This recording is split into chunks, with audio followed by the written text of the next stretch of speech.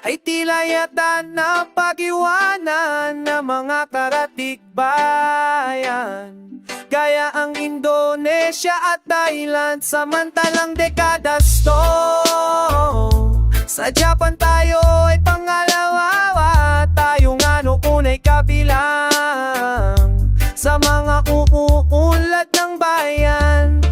Aala ako dekada 70, tayo ay nagbigay ayuda sa bansang Vietnam, kung saan sakala ay may digmaan, kaya kay daming refugees sa ating bansa ay nagpupilog mo ang kanilang hala ay nagkanda sila. Ilang talang tama lang ang nakalipas sa pagkalumok ay nakaalpas, ang buong bansa'y nakaisa sa pag-ahon, sila sama-sama tilang hayata ngayon at sana lalapit na panakantaan. Nangyari na nangangaydugan, mabilis ang gana nila yung pag-ahon sa pagbagsak, agad nakatamangon pagkat kanilang naranasan ang labis na kahirapan at tinanais pa nila. Muli ito ay mangepa, kaya lahat ay sama-sama sa pagpunong mukhang pag-asa. Kailangan papanariting danasin hanggang lumog suliranin upang magkaisa lamang sa kapagpunan ng ating bayan. Kailan ba tayo magkaisa? Kailan tayo magsasama-sama? Kailangan pa ba ng digmaan? Pa natin ay mabuksan at sa mga taong gobyerno, sundin nyo ang ating Pangulo, iwaksin nyo ang korupsyon na sa bayan ay nagbabaon ng yaman na ay yung ninakaw. Kay raming pangarap na tinunaw, iwaksin nyo ang kasakiman, sarili ay bigyan ng dangal, magsilbi ng bumaong katapatan. Korupsyon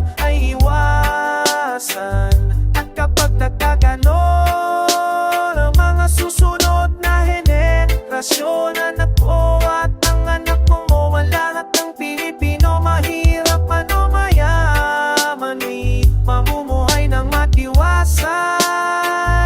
Saan mang lupalop ng bansa, kahirapan ay patuloy na dumadagsa. Ano na ang nangyayari sa ating bayan?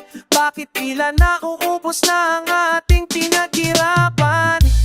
Marami ang nagtataka kung bakit ang bata ay hindi na humuhupa, kahit bilyon-bilyon ng pondo para dito. Bakit tila wala pa rin naganap na pagbabago? Tunay nga pa na mahirap ang ating bayan, o pinahihirapan lamang tayo ng pamahalaan. Kaya kahit anong hirap ang ating pagdaanan ay wala pa rin nangyari sa ating pinaghirapan. Saan napupunta ang pera ng taong bayan? Paano makamit ang hustisyang sigaw ng karamihan? Patuloy na lamang pang magiging ganito. Kailan matatapos ang kirot sa ating mga puso? Imulat natin ang ating mga mata, huwag tayong basta maniwala sa kanila.